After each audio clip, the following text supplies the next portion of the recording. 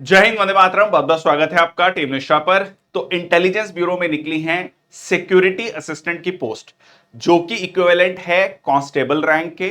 बहुत सारे स्टूडेंट्स को इस पर्टिकुलर वैकेंसी में बहुत सारी कंफ्यूजन है, क्योंकि जब आप इसकी नोटिफिकेशन देखेंगे तो नोटिफिकेशन में आपको ये देखने को मिलेगा कि बहुत सारे सब्सिडरी इंटेलिजेंस ब्यूरोज हैं, एसआईबीज जिसको बोला जाता है। 37 है, अगर यहां पर आप देखेंगे 37 सब्सिडरी इंटेलिजेंस ब्यूरो। और किसमें मैं अप्लाई कर सकता हूं, किसमें नहीं अप्लाई कर सकता हूं, इसको लेकर थोड़ा सा कंफ्यूजन है। तो आज के सेशन में वो सारी कंफ्यूजन हम दूर करने की कोशिश करेंगे। ये वीडियो, ये एडवर्टीजमेंट हमने पहले ही शेयर कर ली थी अपने टेलीग्राम चैनल पर भी, यूट्यूब चैनल पर भी।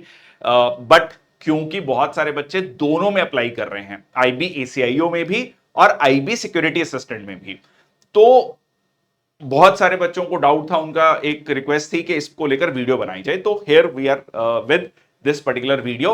शुरुआत करते हैं सेशन की।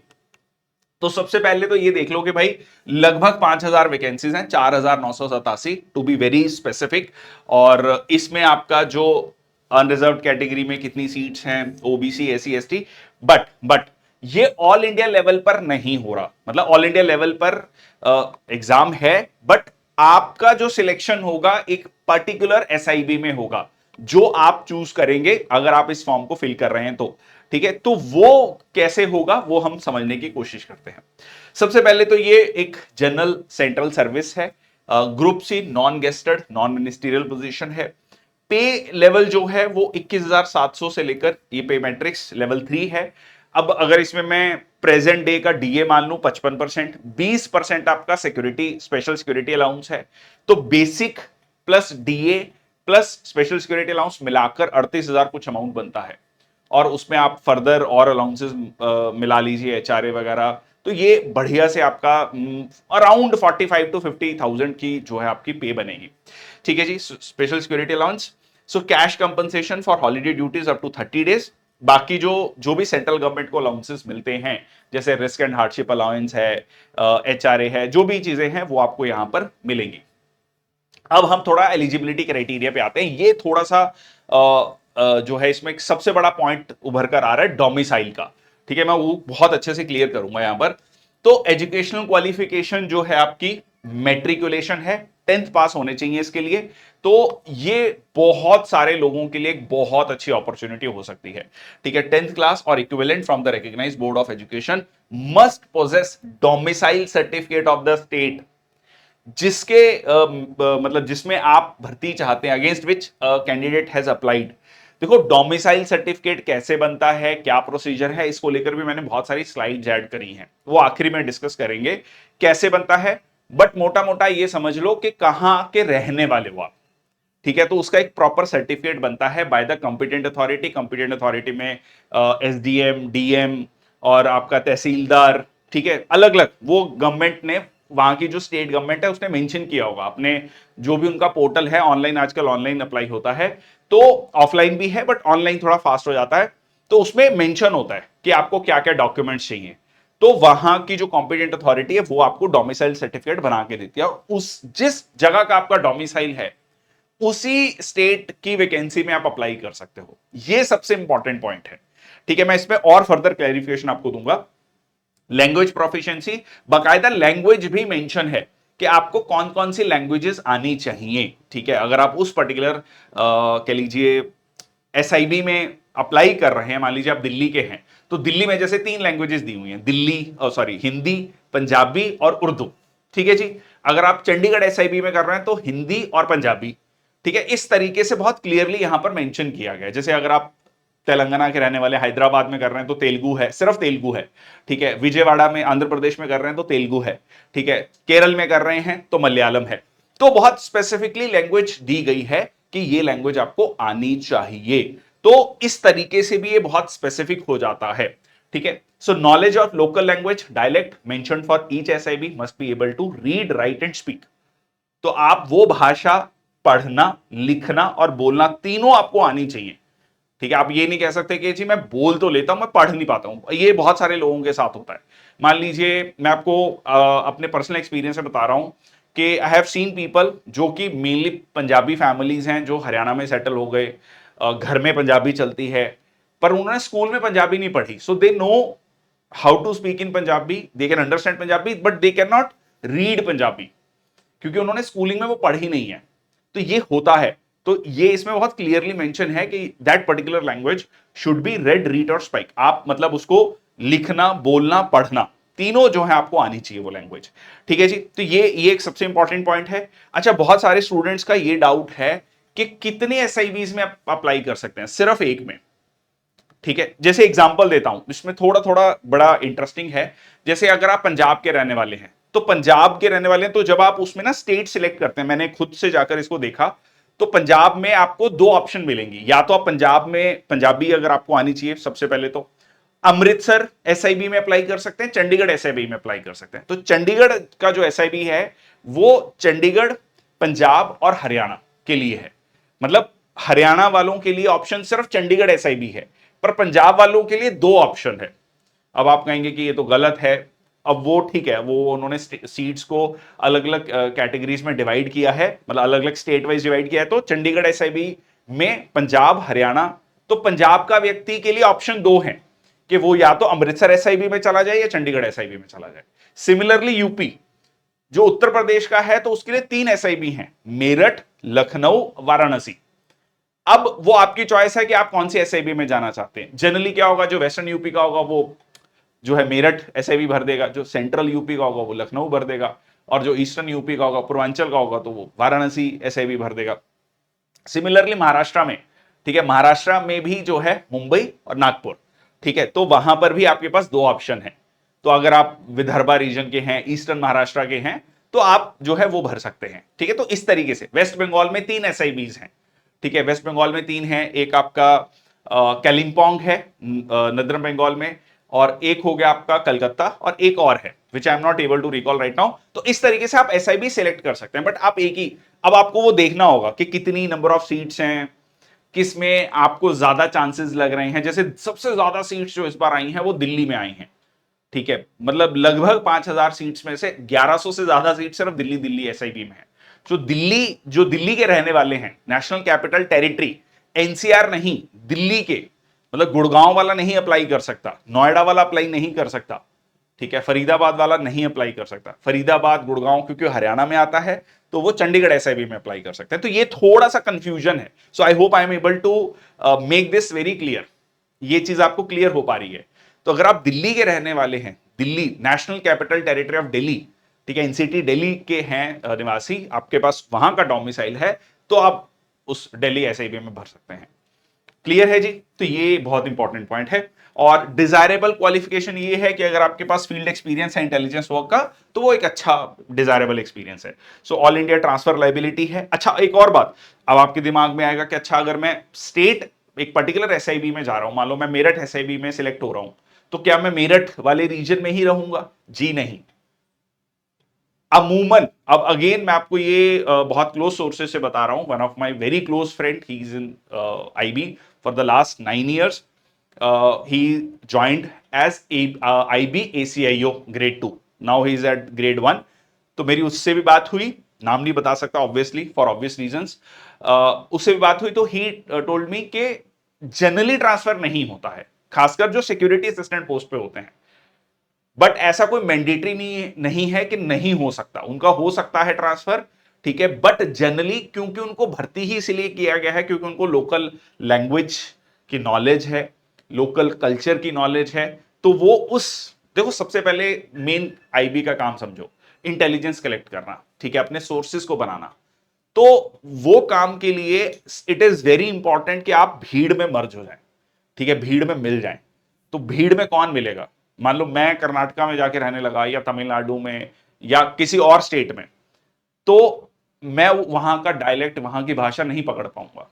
मैं मतलब एज अ सिक्योरिटी असिस्टेंट की बात कर रहा हूं। अगर मान लीजिए कोई व्यक्ति है जो नॉर्थ इंडिया का है, जो हिंदी भाषी है, वो वहां पे, और सिमिलरली जो साउथ का होगा शायद वो नॉर्थ में उतना जेलअप नहीं हो पाएगा, ठीक है। हाँ, over the period of time उसको लैंग्वेज में प्रोफिशिएंसी डेवलप हो गई तो अलग बात है। तो जनरली ट्रांसफर नहीं होता है, बट ऐसा कोई फिक्स नहीं है। बहुत क्लियरली आपका नोटिफिकेशन में मेंशन है कि ऑल इंडिया ट्रांसफर लाइबिलिटी है। तो प्लीज इस चीज को ध्यान में रखते हुए फॉर्म भरिएगा। तो 2-3 चीजें क्लैरिफाई मैंने कर दी। एक तो आप एक ही एसआईबी में अप्लाई कर सकते हैं, ठीक है जी, और उसमें जैसे आप यूपी के हैं तो 3 एसआईबीज हैं, तो उसमें आप सिलेक्ट कर सकते हैं, आपके पास ऑप्शन है। अगर आप जिस स्टेट में एक ही एसआईबी है, मान लीजिए मणिपुर है या मिजोरम है या असम है, तो फिर आपके पास ऑप्शन नहीं है, फिर आपको वहीं की एसआईबी जो है फिल करनी पड़ेगी। दूसरा इसमें जो इंपॉर्टेंट पॉइंट है, जो कंफ्यूजन नहीं होनी चाहिए, कि आपकी ऑल इंडिया ट्रांसफर लायबिलिटी है। ऐसा नहीं है कि आपको नहीं भेज सकते, डिपार्टमेंट आपको कहीं पे भी भेज सकता है, ठीक है, जहां आपकी रिक्वायरमेंट होगी। क्योंकि जरूरी नहीं है ना कि आप फील्ड वर्क ही कर रहे हो सकता है आप डेस्क जॉब कर रहे हो, और डेस्क जॉब के लिए जरूरी नहीं है कि आपको फील्ड में निकलना पड़े, तो आपकी कहीं और पोस्टिंग भी हो सकती है। क्लियर है जी? तो ये पॉइंट मैंने यहां पर बहुत अच्छे से क्लियर कर दिया है। ये कम से कम 5-6 बच्चों का मेरे को अलग से मैसेज आ चुका, फोन आ चुका, सर इसमें क्या थोड़ा कंफ्यूजन है, आप बताइए। तो आई होप ये क्लियर हो गया। अच्छा, एज लिमिट कितनी है? 18 से 27 साल। अब आप कहेंगे कि 10th तो हमने 15 साल में कर ली थी, 16 साल में कर दी थी। ठीक है जी, फेयर इनफ, बट यहां पर एज लिमिट 18 से 27 थी है, ठीक है। तो you need to be 18 years, ठीक है। कट ऑफ डेट क्या है? 17 अगस्त 2025, जो लास्ट डेट है आपका फॉर्म भरने का, ठीक है जी। और डिपार्टमेंटल कैंडिडेट्स के लिए up to 40 years, ex serviceman as per the government instructions, तो वहां पर आपको रिलैक्सेशन दी गई है, वो आप नोटिफिकेशन दे सकते हैं, ये मैंने आपको यहां मेंशन भी कर दिया। वुमेन जो विडो डिवोर्स, ठीक है, उनके लिए अप टू 35 टू 40 इयर्स है। और उसके अलावा SC/ST के लिए 5 साल का age relaxation, OBC non creamy layer 3 साल का, और ईडब्ल्यूएस कैटेगरी में कोई एज रिलैक्सेशन नहीं है, ठीक है जी। और स्पोर्ट्स पर्सन के लिए भी 5 साल का एज रिलैक्सेशन है। दिल्ली में सबसे ज्यादा पोस्ट हैं, 1124 पोस्ट। सो दिल्ली वाले अगर मेरे को सुन रहे हैं, ठीक है जी, तो प्लीज इस चीज का ध्यान रखिएगा, ठीक है। Largest recruitment centre requiring Hindi, Punjabi and Urdu language, मैंने आपको ये स्पेसिफिक बताया। दिल्ली में अगर आप रह रहे हैं, आपको हिंदी, पंजाबी या उर्दू, इन तीनों में से कोई भाषा आती है, लिखना, पढ़ना, बोलना, ठीक है। अहमदाबाद में जैसे 307 पोजीशंस हैं, तो इसके लिए गुजराती एंड कच्छी, ठीक है। सो कच्छ रीजन की जो भाषा है, और त्रिवेंद्रम में मलयालम लैंग्वेज, ठीक है जी, चेन्नई तमिल लैंग्वेज। तो इस तरीके से पूरा का पूरा चार्ट है उसमें। तो यहां पर नदरन रीजन में ये कुछ एसआईबीज हैं। अच्छा, जैसे जम्मू कश्मीर में जम्मू एसआईबी भी है, और जो है श्रीनगर एसआईबी भी है, तो आप जो चूज करना चाहते हैं। वेस्ट बंगाल में 3 एसआईबीज हैं, उनमें आप कोई चूज कर सकते हैं। महाराष्ट्र के रहने वाले हैं तो 2 एसआईबीज हैं। तो इन कुछ स्टेट्स के लिए ऑप्शन है, जैसे पंजाब वालों के लिए अमृतसर या चंडीगढ़, ठीक है। कुछ कुछ स्टेट्स के लिए ऑप्शंस हैं, कुछ स्टेट्स के लिए एक ही ऑप्शन है, ठीक है जी। ओके, सो जैसे आप कोलकाता में देखेंगे बंगाली, सिलहेटी, नेपाली, उर्दू, ठीक है। गुवाहाटी, ये आपका अलग अलग रीजन्स की अलग अलग जो लैंग्वेजेस, जैसे बेंगलुरु में उन्होंने तुलु, जो कोस्टल एरिया है वहां तुलु भाषा भी बोली जाती है, कोंकणी। 3 टीयर में एग्जामिनेशन होगा, 3 स्टेजेस में एग्जाम होगा, जैसे IB ACIO 1 ग्रेड 2 का हो रहा है, ठीक है जी। सो 100 मार्क्स का, ये सेम जो है आपका 60 मिनट में 100 क्वेश्चन, अच्छा खासा टफ है। 60 मिनट में 100 क्वेश्चन, वही आपके जो हैं 1/4 नेगेटिव मार्किंग है, जैसे IB ACIO ग्रेड 2 में है, ठीक है। यहां पे आपका paper general awareness, quantitative aptitude, reasoning, English, general studies, बिल्कुल सेम। बट हाँ, अब आप कहेंगे कि अच्छा सेम है, पर उसमें तो भाई एक इंस्पेक्टर लेवल की जॉब है, कांस्टेबल रैंक की, तो फिर वो कंपटीशन भी उसी लेवल पे आपको देखने को मिलेगा, ठीक है। 1/4 मार्क्स पर रॉन्ग आंसर। अच्छा, बहुत बच्चों का ये भी पूछना है कि क्या हम दोनों में अप्लाई कर सकते हैं? बिल्कुल कर सकते हैं हम दोनों में अप्लाई, ठीक है। दोनों का लिंक अलग अलग है, मैंने टेलीग्राम चैनल पर भी और यूट्यूब चैनल पर भी दोनों का लिंक शेयर किया हुआ है, मैं इस वीडियो में भी वो शेयर कर दूंगा। पर ध्यान रखना कि दोनों का लिंक अलग अलग है, दोनों में अलग अलग तरीके से आपको रजिस्टर करना होगा, पर आप दोनों में अप्लाई कर सकते हैं अगर आप हैं, मान लीजिए आप ग्रेजुएट हैं, ठीक है। ये भी मेरे को पता लगा कि सिक्योरिटी असिस्टेंट में लास्ट टाइम, ठीक है, ये मैं कंफर्म नहीं कर रहा, but again getting the news from very authentic sources, कि बहुत सारे ग्रेजुएट्स ही थे, इंजीनियर्स थे, जो सिक्योरिटी असिस्टेंट पोस्ट पे जिन्होंने भर्ती हुए हैं। एक सिक्योरिटी असिस्टेंट जो इंजीनियर थे, उसकी तो मैंने CAPF के लिए इंटरव्यू भी ली थी, मॉक इंटरव्यू, CAPF 2024, तमिलनाडु के रहने वाले थे, नाम अभी याद नहीं आ रहा स्टूडेंट का, और वैसे ऑब्वियसली मैं नहीं बताऊंगा, बट द आइडिया इज के उनका वो इंजीनियर है और वो सिक्योरिटी असिस्टेंट पोस्ट पे काम कर रहे हैं, ठीक है, तो ऐसे करके बहुत सारे ग्रेजुएट सिक्योरिटी असिस्टेंट पोस्ट पे जाते हैं। अब आप कहेंगे कांस्टेबल रैंक है ये, तो बिल्कुल है जी, ठीक है, बट उसके अपने पर्क्स भी हैं। ठीक है, तो वो हमने इसके पॉजिटिव नेगेटिव्स क्या हैं आईबी की जॉब के, उसको लेकर बहुत लोगों ने वीडियो बना दी है, मैंने भी बनाई है। ठीक है, थोड़ा लाग लपेट के बिना बनाई है, तो वो भी आप जाके देख सकते हैं, बहुत सिंपल तरीके से चीजों को बताया है, तो उससे भी आपको बहुत सारी क्लैरिटी हो जाएगी। टीयर 2, ठीक है जी, translation test 50 marks, 1 hour duration, translation of 500 word passage from local language to English and vice versa. ठीक है जी, क्वालिफाइंग नेचर क्या है, 20 नंबर आपको इसमें मिनिमम चाहिए। ठीक है जी, तो ये है आपका। और फिर जो टीयर 3 है इसमें 50 मार्क्स है। तो आईबी एसीआईओ वाले में क्या था, 100 प्लस 50 प्लस 100, और इसमें क्या है 100 प्लस 50 प्लस 50। ठीक है जी, ये है आपका। ठीक है, तो यहां पर 50 मार्क्स पर्सनालिटी टेस्ट के हैं, final merit based on combined tier 1 and tier 2 performance. और टीयर 1 में जो कट ऑफ रखी गई है 100 में से मिनिमम आपको 30 मार्क्स चाहिए अगर आप अनरिजर्व कैटेगरी के हैं, ओबीसी में 28, एससी एसटी 25, ईडब्ल्यूएस 30, बट इससे ज्यादा ही जाती है। ठीक है, और सिमिलरली जैसे वहां पर था आपका आईबी एसीआईओ ग्रेड 2 में 10 गुना 10 टाइम्स जो है वैकेंसीज, तो लगभग ऐसे मान के चलिए 5,000 वैकेंसीज हैं, तो 50,000 लोगों को टीयर 1 में सिलेक्शन मिलेगा। तो इसमें तो आई एम होपिंग कि लाखों में लोग फॉर्म भरेंगे और 50,000 का जो है टीयर 1 क्लियर होगा। और फिर उसके बाद जो है टीयर 2 के में जो है कितने लोगों का क्लियर होगा, 5 टाइम्स जितने वैकेंसीज हैं, तो लगभग 25,000 लोगों का। फिर 25,000 लोगों का काइंड ऑफ इंटरव्यू लिया जाएगा एंड फिर उसके बाद जो है आपके मार्क्स होंगे, फाइनल मेरिट लिस्ट जो होगी उसमें आपका कंबाइंड मार्क्स होंगे, tier 1 and tier 3 performance determines final selection. Waiting list जो है prepared for the future replacement as per DOPT guidelines. ठीक है जी, तो ये है आपका एग्जामिनेशन सेंटर्स जो हैं। 5 एग्जामिनेशन सेंटर्स आप फिल कर सकते हैं। 5 में से जो आपका जो पहला जो आपने सिलेक्ट किया होगा, वो अगर वो फिल हो गया एग्जामिनेशन सेंटर, तो सेकंड थर्ड इस तरीके से आपको मिल जाएगा।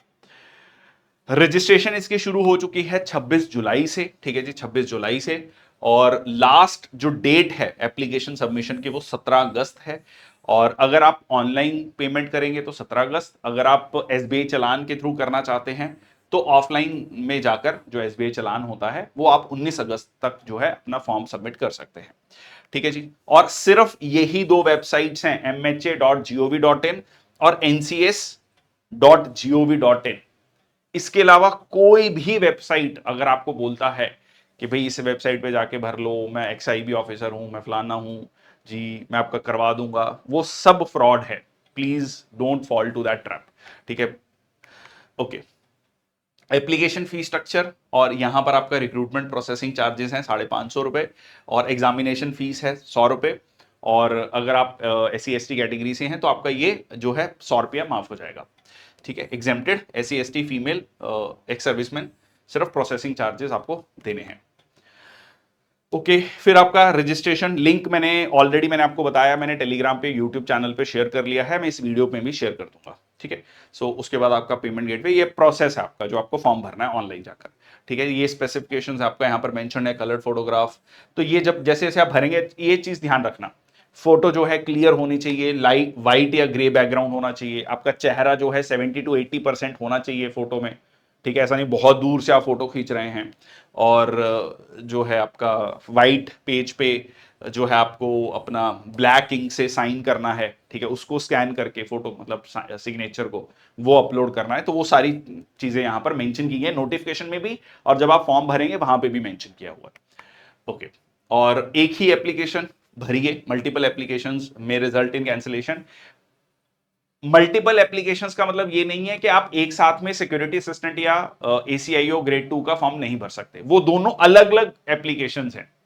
ठीक है, तो दोनों आप अलग अलग से फॉर्म भर सकते हैं। हाँ, एक ही कह लीजिए सिक्योरिटी असिस्टेंट में 2-3 बार मत अप्लाई कीजिए। ठीक है, चलो ठीक है, ये हो गया आपका आइडिया। और रिक्वायर्ड डॉक्यूमेंट्स फॉर वेरिफिकेशन, ये बात के सारी चीजें हैं। आपका matriculation, secondary school certificate showing name and date of birth. Additional documents में डोमिसाइल सर्टिफिकेट, बहुत इंपॉर्टेंट, इसके बिना आपका नहीं होगा selection. That is the mandatory thing, essential qualification में है।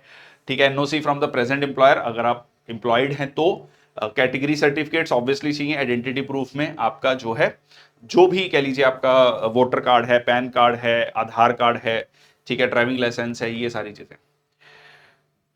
जो लोग हैं पर्सन्स विद बेंचमार्क डिसेबिलिटीज, जिनको हम आज के समय पर दिव्यांगजन कहते हैं, डिफरेंटली एबल्ड कहते हैं, वो इसमें नहीं अप्लाई कर सकते। फील्ड जॉब है तो वो बहुत क्लियरली यहां पर मेंशन किया गया है। ठीक है, डिवाइसेस, इलेक्ट्रॉनिक डिवाइसेस बैन है। ओके, अगर टाई हो जाता है तो टीयर 1 के मार्क्स देखे जाएंगे। ठीक है, फिर अगर आपका हायर मार्क्स इन इंटरव्यू, फिर आपका जो है date of birth, older candidates placed higher in the merit order, फिर उसके बाद जो है अल्फाबेटिकली जो ऊपर होगा, मतलब ए से जिसका नाम शुरू होगा उसको हायर रैंक मिलेगा। अगर ये टाई होता है, मतलब जिसके टीयर 1 में भी मार्क्स सेम है, टीयर 3 में भी सेम है, डेट ऑफ बर्थ भी सेम है, ठीक है, तो फिर उस केस में यहां तक पहुंचेगा नहीं। डोमिसाइल सर्टिफिकेट क्या होता है? ठीक है, ये डोमिसाइल सर्टिफिकेट को लेकर भी डाउट है। देखिए, एक ऑफिशियल डॉक्यूमेंट है जो आपकी राज्य सरकार इशू करती है, जो वहां के रहने वाले लोग हैं, रेजिडेंट्स हैं। ठीक है, respective state, irrespective of caste, creed, language, religion. और ये एक तरीके से परमानेंट रेजिडेंसी सर्टिफिकेट होता है कि आप वहां के रहने वाले हैं। ठीक है जी।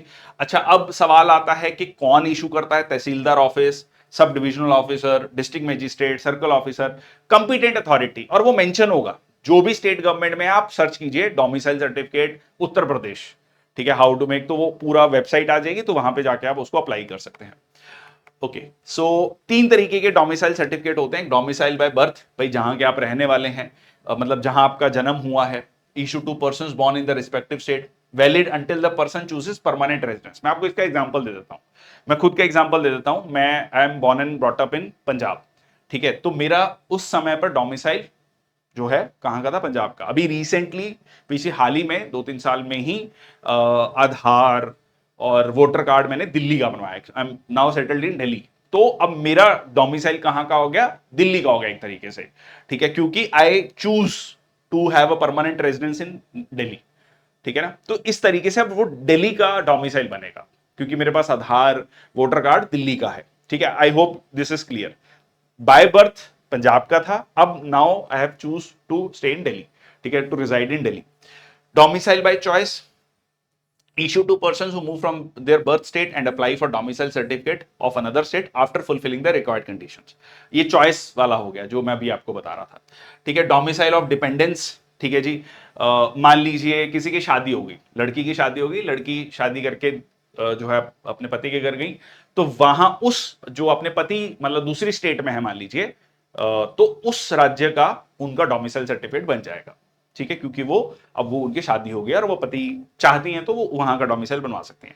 सो इशू टू चिल्ड्रन और wifes of persons with domicile certificate in a state. ठीक है, और या फिर जो बच्चे होंगे उनके, ठीक है, उनको भी वहीं उसी राज्य का, जो माइनर्स हैं उनका उन्हीं राज्य का डोमिसाइल बनेगा। ठीक है जी। So eligibility based on the parents और हस्बैंड्स डोमिसाइल स्टेटस। ठीक है, और क्राइटेरिया पेरेंटल रेजिडेंस, ये मैंने आपको बता दिया। ठीक है, माँ बाप जहां रह रहे हैं, और प्रॉपर्टी ओनरशिप आपकी वहां पे प्रॉपर्टी है। ठीक है, वोटर रजिस्ट्रेशन, आप वहां के वोटर हैं। मतलब जनरली कौन कौन से डॉक्यूमेंट्स आपसे मांगे जाते हैं? ठीक है, मैरिज का सर्टिफिकेट। ठीक है, तो ऑनलाइन एप्लीकेशन है, बहुत सारे आजकल ऑनलाइन एप्लीकेशंस हैं, आपको ऑफलाइन जाने की जरूरत नहीं पड़ेगी। मैक्सिमम मैक्सिमम क्या, लगभग सारी स्टेट्स में ही अब ऑनलाइन अप्लाई होता है। ठीक है, through state E district portals, faster processing, easy tracking of application. Official website पे जाइए, स्टेट गवर्नमेंट की ऑफिशियल वेबसाइट पे रजिस्टर कीजिए, लॉग इन कीजिए और एप्लीकेशन फॉर्म भरिए, जो डॉक्यूमेंट्स मांगे हैं उनको अपलोड कीजिए, और आपको डोमिसाइल जो सर्टिफिकेट है लगभग 1 से 2 दिन में, डिपेंडिंग अपॉन स्टेट, जिस स्टेट में भी है, 2 से 3 दिन में आपका डोमिसाइल सर्टिफिकेट बन के आ जाएगा। ठीक है, ऑनलाइन में। ऑफलाइन में थोड़ा ज्यादा समय लगता है। ठीक है, ऑफलाइन में अगर आपको जाना है तो जो डेजिग्नेटेड ऑफिसेज है वहां जाइए, एप्लीकेशन फॉर्म लीजिए, सबमिट कीजिए, फीस पे कीजिए, और एक्नॉलेजमेंट को, स्लिप को जरूर अपने पास रखिए। यहां पर भी जब आप ऑनलाइन अप्लाई करें तो वो एक एक्नॉलेजमेंट स्लिप आएगी। ठीक है, जो भी पेमेंट है तो उसको सेव जरूर रखिए कि जी हमने सेव नहीं किया, अब हमें सर्टिफिकेट नहीं मिल रहा, तो आप जा सकते हैं, ऑफलाइन जा सकते हैं कि जी देखिए मैंने पैसे पे किए थे, ऑनलाइन पे किया था, मेरा डोमिसाइल सर्टिफिकेट मेरे को चाहिए। ठीक है जी। सो जो भी स्टेट या यूटी का डिस्ट्रिक्ट पोर्टल है, ये मैंने आपको बता दिया है पूरा प्रोसेस। ठीक है, प्राइमरी ऑफिसेज ये हैं जहां पर आपको ये सर्टिफिकेट मिलता है, और एडिशनल ऑफिसेज ये हैं। ठीक है, जनरली प्रोसेसिंग टाइम 7 से 15 दिन है, depending upon the state, but अगर आप ऑनलाइन जाते हैं वहां थोड़ा जल्दी हो जाता है। ठीक है, और एप्लीकेशन फॉर्म में आपको क्या क्या चीजें फिल करनी रहेंगी, ये सारी चीजें जनरली फिल होती हैं। Name, gender, email, contact number, date of birth, age, permanent current address, पिता का या पति का जो डिटेल्स हैं, place of birth, educational details. अच्छा, कई जगह मेंशन किया गया कि आप मिनिमम 3 साल, पिछले 3 साल जो है स्टेट में रहे होने चाहिए, या मिनिमम 5 साल स्टेट में रहे होने चाहिए, या 7 साल, 15 साल, 15 साल तक का भी रेजिडेंसी पीरियड मांगा गया है कई राज्यों में, कि आप मिनिमम 10 साल या 5 साल जो है इस राज्य में रहे होने चाहिए, तो आपका डोमिसाइल सर्टिफिकेट बनेगा। बट हाँ, अगर आपके पास वोटर कार्ड वगैरह है फिर कोई ज्यादा दिक्कत नहीं आएगी। ठीक है, चलिए, तो ये हो गया आपका ये रिक्वायर्ड डॉक्यूमेंट्स। ठीक है, एड्रेस प्रूफ, ठीक है, एड्रेस प्रूफ के लिए और एडिशनल डॉक्यूमेंट्स। तो डोमिसाइल सर्टिफिकेट कुछ इस तरीके से आपका बनकर आएगा। ठीक है, अलग अलग राज्यों का अलग अलग हो सकता है, बट एक मोटा मोटा फॉर्मेट है कुछ इस तरीके से है। ठीक है जी, तो अपना सर्टिफिकेट आप डाउनलोड कर सकते हैं, वहीं ऑनलाइन ही डाउनलोड हो जाएगा, ऑफलाइन आपको ऑफिस जाने की जरूरत नहीं पड़ेगी। ठीक है जी, ये है आपका 20 faster processing for online application in most states. 10 से 50 रुपए आपके लगेंगे मोस्ट ऑफ द स्टेट्स में। और अब आ जाते हैं आईबी सिक्योरिटी असिस्टेंट की पोस्ट को लेकर। मैंने आपको पहले भी बताया, अगर कोई ये कहता है मैं एक्स आईबी ऑफिसर हूं, मैं फलाना हूं, जो भी, ठीक है, हो सकता है वो हो, एक्चुअल में हो, मैं कोई ये नहीं कह रहा, बट जो भी सिलेक्शन होगा वो आपका जो है एमएचए के द्वारा है। mha.gov.in है, ncs.gov.in है, दो स्टैंडर्ड पोर्टल है, वहीं पे जाके अप्लाई करना है, और कोई भी तरीका नहीं है। ठीक है जी, ठीक है, डेडलाइन मैं आपको बता दी, 17 अगस्त तारीख है लास्ट डेट, ध्यान रखिएगा इसको। अगर कोई भी डाउट आता है तो ये नंबर्स पे आप कॉल कर सकते हैं। ठीक है जी, चलिए, तो ये था आईबी सिक्योरिटी असिस्टेंट पोस्ट को लेकर सारी जानकारी। आई hope this is clear. 10th पास चाहिए, पहला कंडीशन। डोमिसाइल सर्टिफिकेट चाहिए। एक एसआईबी में अप्लाई कर सकते हैं, कई जगह आपको मल्टीपल ऑप्शंस हैं, तो वो आप सिलेक्ट कर सकते हैं कि इस एसआईबी में जाना है। जैसे मैंने आपको पंजाब का एग्जांपल दिया, यूपी का दिया, वेस्ट बंगाल का, महाराष्ट्र का, जम्मू कश्मीर का। तो जहां पे आपके पास ऑप्शंस हैं कि किस एसआईबी में आप जाना चाहते हैं। और तो ये है आपका all about your IB security assistant, constable rank की पोस्ट है। बट अगर आपको एक स्टेबिलिटी चाहिए, एक अपने ही स्टेट में और अपने ही जो है एरिया के आसपास में आप नौकरी करना चाहते हैं, तो ये बहुत अच्छी अपॉर्चुनिटी है। 5,000 पोस्ट हैं, बम्पर पोस्ट हैं। मेरा, अगर मेरी राय आप मानेंगे तो मुझे लगता है कि डेफिनेटली अप्लाई करना चाहिए। ठीक है, और इवन जो सीएपीएफ में काम कर रहे हैं कांस्टेबल रैंक पे जो लोग हैं, क्योंकि उनमें जनरली ये होता है कि दूर दूर पोस्टिंग होती है। ठीक है, आप असम के रहने वाले हैं तो पंजाब में, पंजाब के रहने वाले हैं तो बंगाल में पोस्टेड हैं, तो उनके लिए भी एक अच्छी अपॉर्चुनिटी हो सकती है, क्योंकि उनको अपने स्टेट में रहने का मौका मिले। मतलब ज्यादातर, जैसे मैंने आपको बताया कि ज्यादातर आप उसी एसआईबी में रहते हैं, क्योंकि आपको लोकल नॉलेज, लोकल लैंग्वेज की नॉलेज है, लोकल कल्चर की नॉलेज है, तो आपको जनरली वहीं पर पोस्ट किया जाता है। तो पूरा जो टेन्योर होगा आपका लाइफ का, उसमें मैक्सिमम टेन्योर आपका उस जो है एसआईबी में ही बीतेगा, उस एरिया में ही कहीं ना कहीं आपका बीतेगा। तो उस तरीके से ये बहुत अच्छी अपॉर्चुनिटी है। That's all from my side, thank you so much, जय हिंद, वंदे भारत।